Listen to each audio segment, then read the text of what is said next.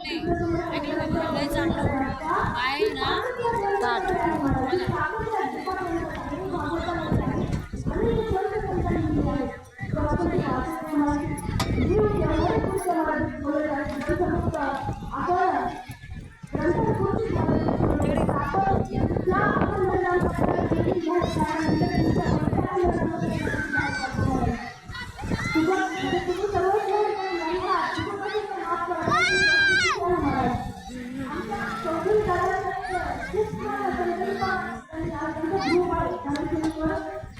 असं राहिलं ना लय बरं वाटतं खायला.